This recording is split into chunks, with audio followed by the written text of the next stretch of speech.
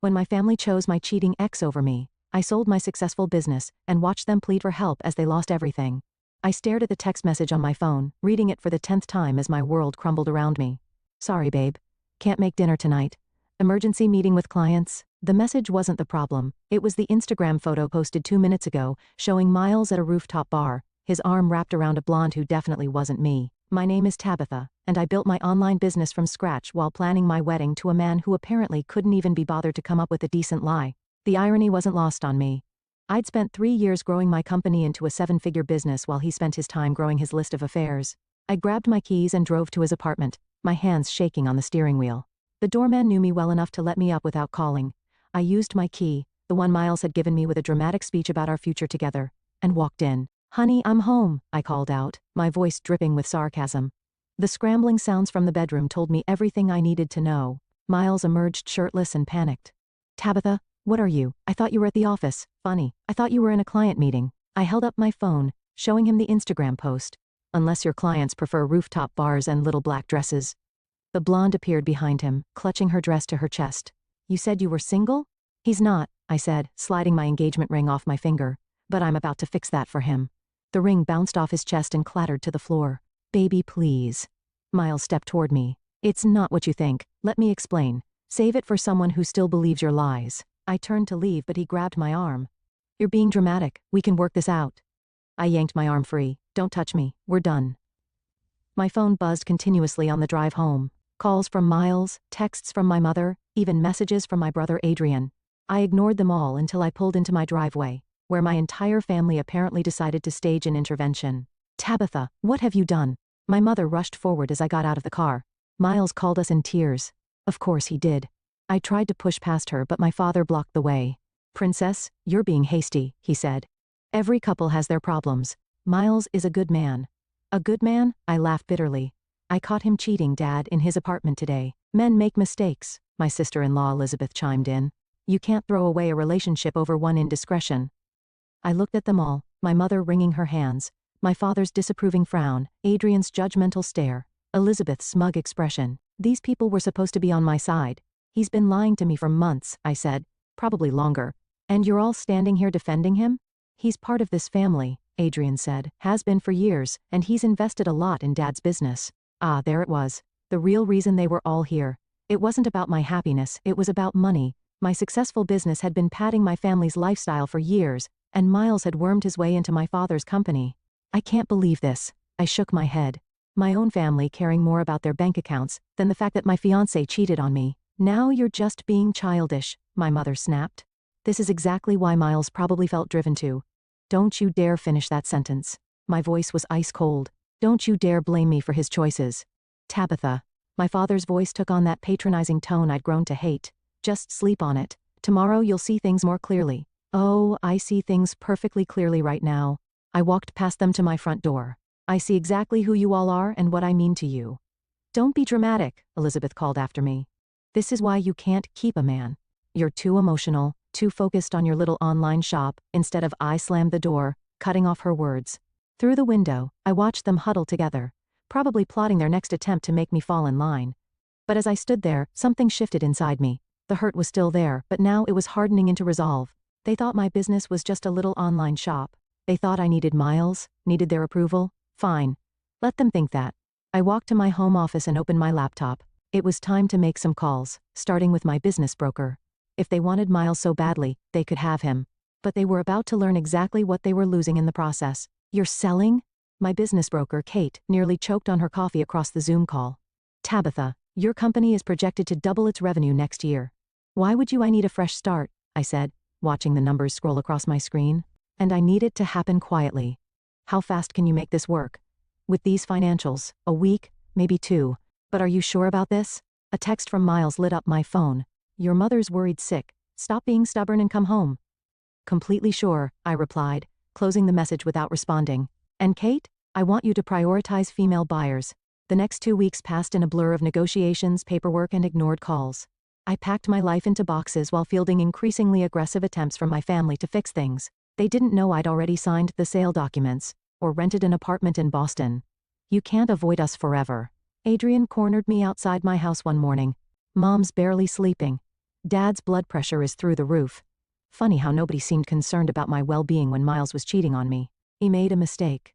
And what about Dad's business? He was counting on your engagement to secure that merger with Miles's firm. I laughed bitterly. So that's what my relationship was worth to you all, a business deal. Don't be naive. Everything's connected. Your little online shop, my little shop that paid for your wife's car, that funded Mom's renovations, that kept Dad afloat during COVID. I shook my head. You know what? You're right. Everything is connected, and it's time to disconnect. The moving company arrived the next day. I timed it perfectly. Everyone would be at work or running errands. As the last box was loaded, Elizabeth's car screeched into my driveway. What are you doing? She jumped out, phone already recording. Tabitha, stop this nonsense right now. Or what? You'll post it online. Show everyone how unstable I am. I signed the final paperwork with the movers. Go ahead. I'm sure it'll get lots of views. Your mother will be devastated. Is that what you want? What I wanted was support when my fiancé cheated. What I wanted was a family who valued me more than their social status. I handed her an envelope. Give this to them when they get home. What is it? Goodbye letter, and don't bother trying to trace where I'm going. By the time you read it, I'll be gone. The drive to Boston was 8 hours of liberation. With each mile marker, the weight on my shoulders lifted. My phone buzzed constantly until I finally pulled over at a rest stop to read the messages. Mom, how could you sell your business without telling us? What about our monthly arrangements? Dad, this is completely irresponsible. Call me immediately. Adrian, you're tearing this family apart. Miles, you're making a huge mistake. Let's talk about this. I switched off my phone and walked to get coffee. The barista smiled as she handed me my drink. Rough day. Actually, I smiled back. It's the best day I've had in years. My new apartment was smaller than my old house, but the view of the Boston skyline made up for it. I unpacked only what I needed and left the rest in boxes. The sale of my business had netted me enough to start fresh, to invest in other women who, like me, had dreams bigger than the boxes others tried to put them in. That night, I sat on my empty balcony with a glass of wine and finally turned my phone back on. Hundreds of messages, dozens of missed calls. One caught my eye from Elizabeth. You think you're so clever running away? Well, guess what? Your precious family needs you, and you abandoned them. Miles is helping your father restructure his business, something you clearly couldn't be bothered to do. You'll regret this when you're alone with nothing but your pride to keep you warm. I took a screenshot of my bank balance, the proceeds from my company's sale, and sent it as a reply. Then I blocked her number, followed by everyone else's. One by one, I erased the ties that had bound me to a life that was never really mine. Tomorrow, I had meetings with 3 female founders who needed investment and mentorship. They had fire in their eyes and dreams in their hearts, just like I did before my family tried to smother my ambitions. Let Elizabeth worry about keeping my family warm. I had other fires to light. You're telling me you sold a 7-figure business and moved cities just to spite your family? Kaden leaned back in her chair, studying me over her coffee cup. We sat in her sleek office overlooking the Boston harbor, the morning sun glinting off the water. Not to spite them, I corrected, to free myself. There's a difference. She tapped her fingers on her desk. And now you want to invest in women-led startups with no investing experience? I built my company from nothing. I know what it takes. Building and investing a different beast, Tabitha. Kaden stood and walked to her whiteboard. But I like your fire. Let me show you something. For the next hour, she outlined investment strategies, risk assessment, and the importance of due diligence. I took notes frantically, barely keeping up with her rapid-fire expertise. Why are you helping me? I asked when she finally paused. We just met through a LinkedIn connection. Because 6 years ago, I was you minus the dramatic escape. She smiled. Now, want to see some real potential? I'm meeting a founder in an hour. Come with me. The founder turned out to be Simone, a brilliant woman with a revolutionary tech platform for healthcare accessibility. Her presentation was flawless, but it was the fire in her eyes that caught my attention. The big investors don't get it, Simone explained, pulling up her prototype. They want me to water it down, make it more marketable, but that defeats the whole purpose. Show me the numbers, I said, recognizing the frustration in her voice. As she walked us through her financials, my phone buzzed. A blocked number, but the voicemail notification made my stomach clench. Tabitha, it's Dad. Things aren't good. We need to talk, please. I deleted it without listening further. Simone was still talking, but Kaiden was watching me closely. Everything okay? She asked after Simone left. Family stuff. It's nothing. Doesn't sound like nothing. She perched on her desk. Look, I'm not one for heart-to-hearts. But if you're going to succeed here, you need to be focused, clear-headed. I am focused. Simone's project. That's exactly what I want to invest in. Good instincts. She's got potential, but Kaiden paused. You need to deal with whatever's brewing back home. Trust me, it'll follow you otherwise. Later that evening, I sat in my new apartment staring at my phone. 3 more missed calls from my father, 2 from Adrian. Finally, I clicked on the most recent voicemail. Sis, you need to call Dad. The merger fell through. Miles, he pulled out after you left. Dad's company is in trouble. Like serious trouble, just call us, okay? I poured myself a glass of wine and walked to my window. Below, Boston's lights twinkled, a constellation of possibilities. My phone buzzed again. This time, it was Caden. Got the final paperwork for your investor certification. Also, Simone's asking for another meeting. You in? I typed back quickly. Absolutely. And Caden, thank you. Don't thank me yet. Wait until you lose your first $100,000 on a bad bet. I laughed, but my amusement was cut short by another call, this time from Elizabeth. What? I answered sharply. Oh, so you are alive, she sneered. Must be nice, living it up in Boston while your family falls apart. What do you want, Elizabeth? Your father's company is failing. Adrian's job is on the line, but you don't care, do you? Too busy playing big shot investor with your blood money. Blood money? You mean the money I earned building my own company? The one you all dismissed as a little online shop? You know what? You deserve to be alone. When this all blows up in your face, I hung up, blocking yet another number. My hands were shaking as I opened my laptop and pulled up my father's company financials. They were public record after all. What I saw made me wince. Elizabeth wasn't lying. The numbers were bad. My phone lit up with a text from Simone. Hey, I reworked some projections based on your questions. Coffee tomorrow? I looked at the message, then back at my father's company's numbers. The contrast was stark. One represented my past with all its obligations and guilt. The other was my future, full of potential and purpose. I typed back to Simone. Coffee sounds perfect. I have some ideas I'd like to discuss. Let them think I was running away. The truth was, for the first time in my life, I was running towards something that was entirely mine. I'm investing $500,000 in your startup, I told Simone across the coffee shop table. Her eyes widened, coffee cup frozen halfway to her mouth. Are you serious? She set the cup down with shaking hands. But you said you needed more time to. I've seen enough. Your prototype works, your market research is solid. And frankly, I'm tired of watching brilliant women get overlooked by traditional investors. As we discussed terms, my phone lit up with an incoming call from Adrian. I declined it, but he immediately called back. You should get that, Simone said gently. Family stuff has a way of festering if you ignore it. I stepped outside, bracing myself. What is it, Adrian? Dad's in the hospital. His voice cracked. Stress-induced heart attack. Minor, but he's asking for you. The world tilted slightly. Is he okay? For now. But the company's tanking. We're laying off people next week. Remember Tommy from accounting? 20 years with the company, 3 kids in college. He'll be first to go. The guilt punch landed exactly as he intended.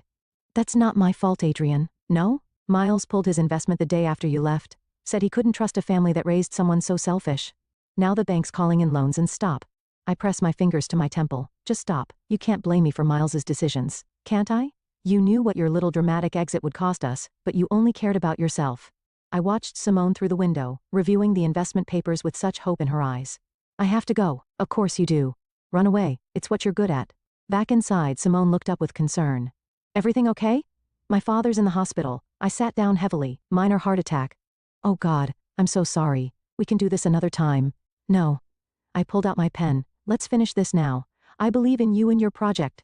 That's not changing because of family drama. We signed the papers, making it official.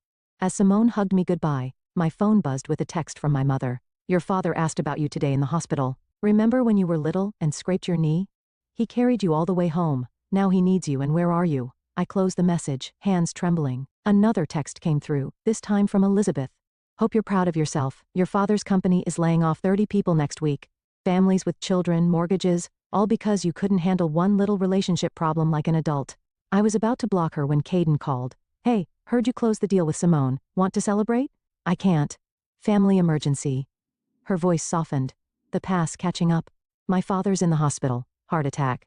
And apparently I'm responsible for destroying his company and ruining 30 families' lives. Interesting math there. Caden paused. Want some advice? Please, go see him. What? Go see your father, not for him, for you. Face them all. Say what you need to say, then leave. Otherwise, they'll keep living in your head rent-free. I looked at my calendar. Simone's investment was done. My other meetings could wait. You're right. I took a deep breath. I'll book a flight. Good. And Tabitha, remember, you're not that scared little girl anymore. You're an investor now. Act like it. I booked a flight for the next morning, then called my brother. I'm coming tomorrow, I said when he answered. But let me be clear. I'm coming to see Dad, not to fix the company. Of course not, he sneered. Why would you help the family that raised you? The family that raised me? You mean the family that valued me so little they sided with my cheating fiancé? That family, he made one mistake, and I made one choice, to value myself, deal with it. I hung up and opened my laptop, pulling up my father's company financials again. The numbers were even worse than before. Part of me wanted to swoop in, fix everything, be the good daughter they wanted, but as I looked at the investment agreement with Simone, I remembered why I left. They hadn't just sided with Miles, they tried to shrink me to fit their expectations. And if I saved them now, nothing would change. My phone buzzed one last time, a message from Simone. Just told my team about the investment. They're crying happy tears. You've changed lives today, Tabitha. Thank you for believing in us. I smiled, screenshot the message, and booked my hotel. Tomorrow, I'd face my past. But tonight, I'd celebrate changing lives for the better, not from obligation, but from choice. 3 months after my brief tense hospital visit with my father, I sat in Kaiden's office reviewing Simone's latest progress report. The numbers were staggering. She's exceeded projections by 40, Kaiden whistled. Your first investment's looking like a home run. The healthcare industry was ready for disruption, I said, scrolling through the data. And Simone is a genius. Yes, but let's talk about your other wins. Kaiden pulled up a spreadsheet. 3 more successful investments in women-led startups. You've got good instincts, kid. My phone buzzed. Another email from Adrian. I'd been getting them weekly since Dad's hospital stay. Always the same guilt-ridden message in different words. I deleted it without reading. Speaking of instincts, Kaiden leaned forward. There's an investor conference downtown tonight. Simone's presenting. You should come. The conference hall was packed with Boston's tech elite. Simone owned the stage, confidently presenting her company's remarkable growth. I stood at the back, pride swelling in my chest, when a familiar voice froze me in place. Tabitha? I turned slowly. Miles stood there in an expensive suit, looking exactly as he had the day I caught him cheating. What are you doing in Boston? I kept my voice steady, though my heart raced.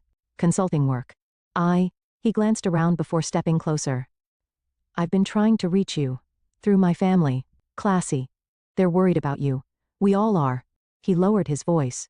Your father's company is barely hanging on. Adrian's looking for work. Even your mother had to cancel her country club membership.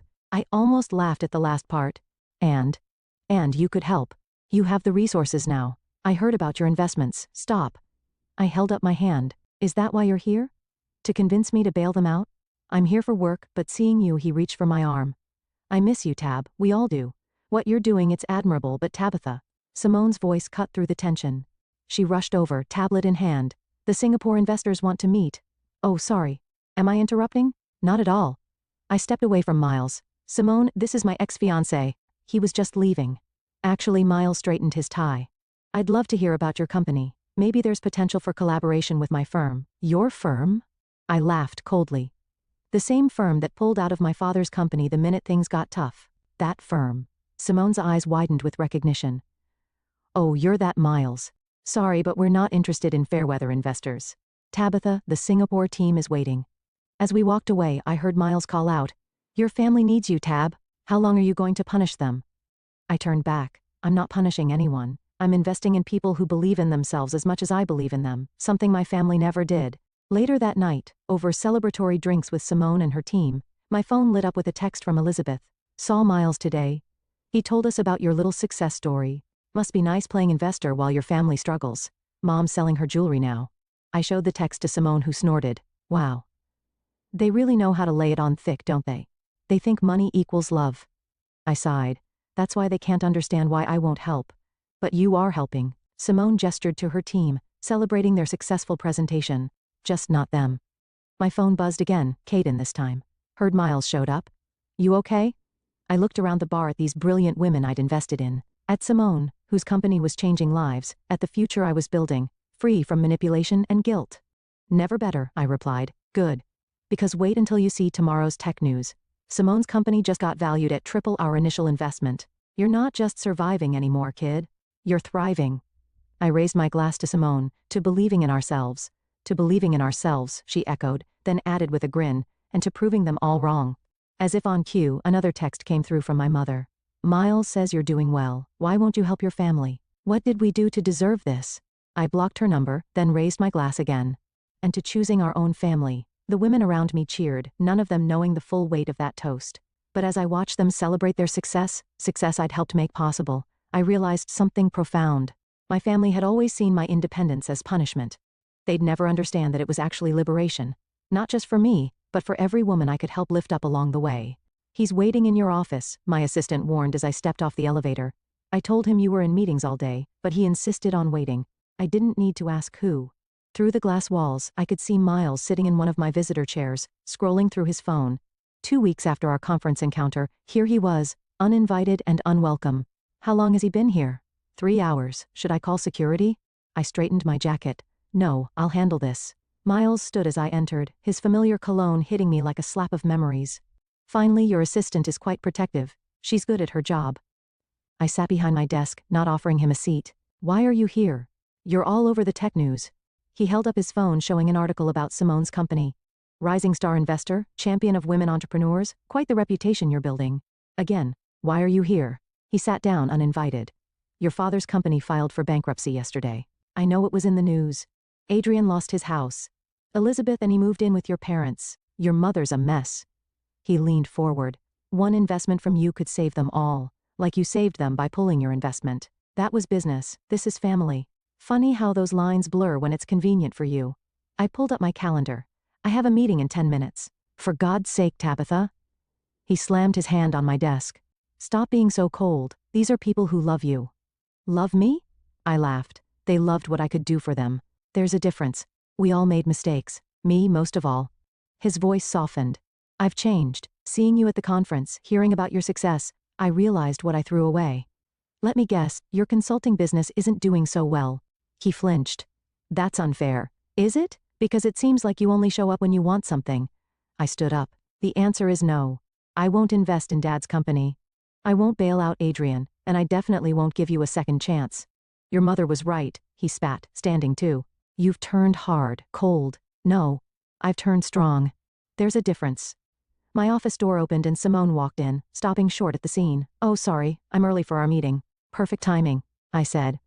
Miles was just leaving. "This isn't over," he warned, moving toward the door. "Actually, it is." I pressed the intercom.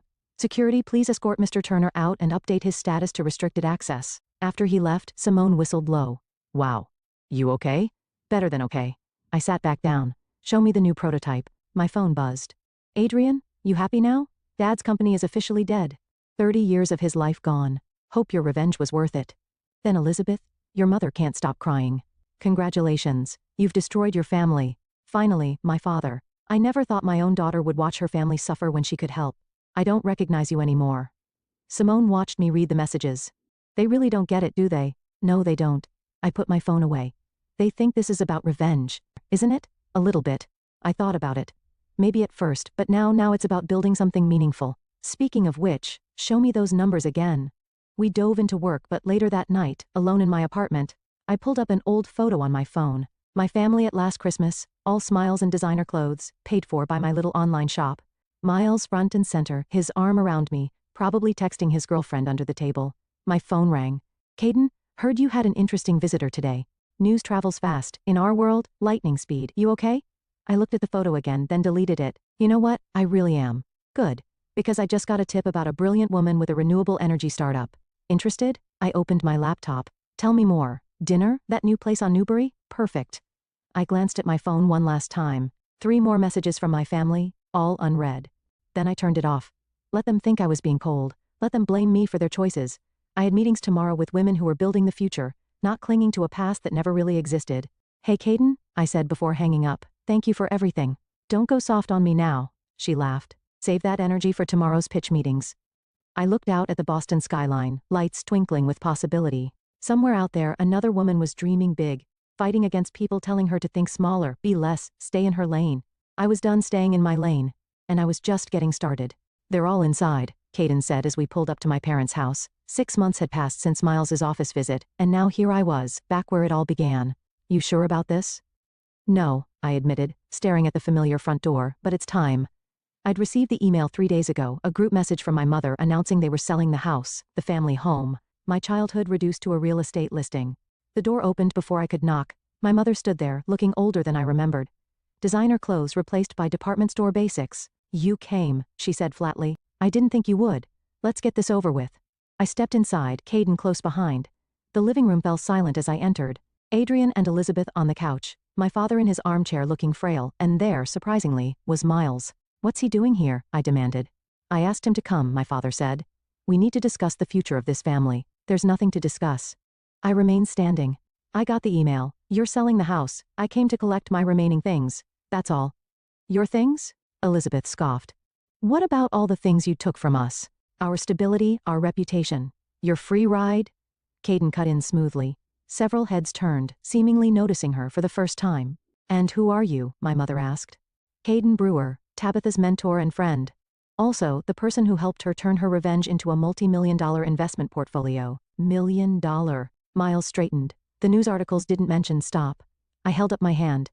"I'm not here to discuss my finances." "Then why are you here?"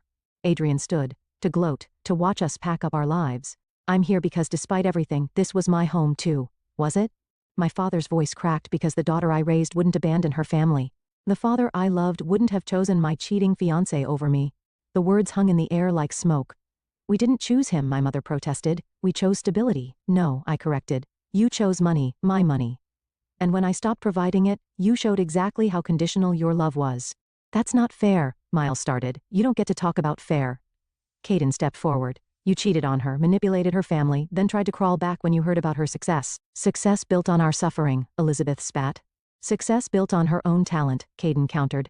"The same talent you all dismissed and belittled until you needed it." My father struggled to his feet. "We're selling everything, the house, the cars, moving to a small apartment. Is that what you wanted? To see us humbled?" "What I wanted was my family to love me for who I am, not what I could give them." I took a deep breath. "But that's not why I'm here." I pulled out an envelope and placed it on the coffee table. "What's this?" Adrian reached for it. "A reality check. Inside is a detailed accounting of every dollar I gave this family over the years, plus documentation of how that money was spent." I watched their faces pale.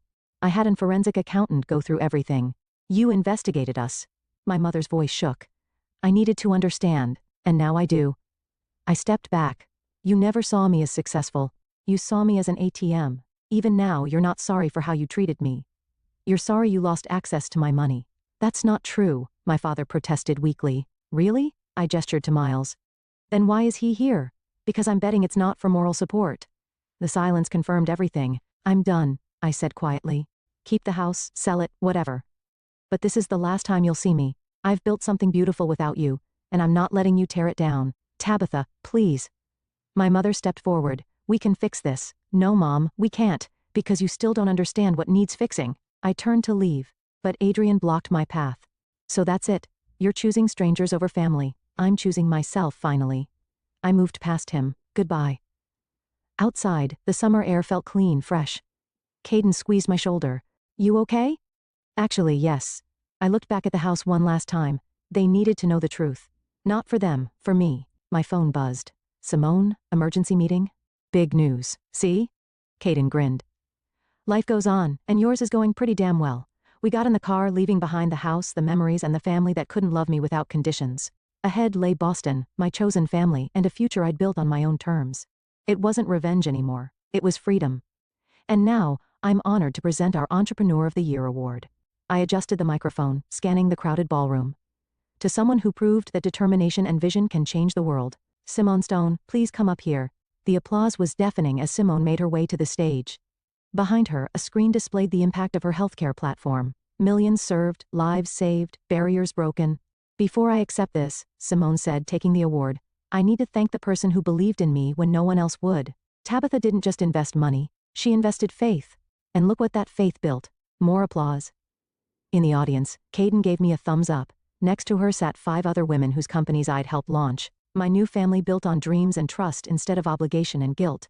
My phone buzzed, a news alert about my father's old company. The building had been sold, transformed into a startup incubator. I smiled at the irony. After the ceremony, as staff cleared plates and guests mingled, Elizabeth appeared at my table. She looked different, humbler somehow. "Nice speech," she said awkwardly. "You look good, thanks." I gestured to an empty chair. "Sit." She sat, fidgeting with her purse. "Adrian got a job. Nothing fancy, but it's a start. Mom and Dad are settling into their apartment. Good for them, they miss you." She met my eyes. "We all do." "Elizabeth." "No, let me finish." She pulled out her phone, showing me a website. I started a small business, online crafts. Nothing like your ventures, but seeing you succeed made me realize I could try too. I studied her face, searching for manipulation, but finding only sincerity. That's great, I said carefully. Really. I'm not here to ask for money, she added quickly. I wanted you to know you were right about everything. We took you for granted, treated you like a bank instead of a person. I'm sorry. Before I could respond, Simone bounded over. Tabitha, the Singapore investors want to expand. Oh, sorry. No, stay. Elizabeth stood. I should go. Just thanks for listening. As she walked away, Simone raised an eyebrow. Family drama? More like family growth. I turned to her. Now, tell me about Singapore. The night wound down, but Caden insisted on one last toast at our favorite bar. As we settled into our usual booth, she slid a folder across the table. What's this? Open it. Inside was a partnership agreement, my name next to hers. You've outgrown mentee status, she said. Time to make it official. Caden, I don't know what to say. Say yes, then help me read these startup pictures. We've got 20 meetings tomorrow. My phone lit up. A text from Elizabeth. Mom asked for your website today. She wants to see what you've built. Progress? I showed Caden, who laughed. The prodigal family discovers Google. Baby steps. I typed back. Tell her to check the Forbes article too. The one about women changing tech. Look at you, showing off, Caden teased. No, I corrected. Showing them who I always was. They just never saw it. The bar's door opened, and Simone's team poured in celebrating their award. They pulled up chairs, ordered drinks, shared dreams. I watched them, these brilliant women who'd become my real family. Speaking of seeing things, Caden nodded toward the window. Outside, a young woman was pacing, clutching a laptop. Another budding entrepreneur? I asked. Looks familiar, doesn't she? Like someone else I knew, gathering courage to change her life. I stood up. I'll be right back. The woman jumped when I opened the door. Oh, I'm sorry. I have this business plan, and I read about you in Forbes. Come inside. I held the door open. First rule of success, don't pitch in the cold. Her eyes widened. Really, I believe in paying it forward. I gestured to our table of successful women. And you're in good company. As she settled in, sharing her ideas with trembling excitement, I felt the last pieces click into place. This was never about revenge. It wasn't even about success. It was about breaking cycles, building bridges, and lifting others as you climb. My phone buzzed one last time. Adrian Elizabeth told us about today. Dad actually smiled reading about your award ceremony. Maybe someday. I left it unfinished. Someday was for tomorrow. Tonight was for celebrating how far we'd all come, and helping another woman take her first steps toward freedom. That was the best revenge of all.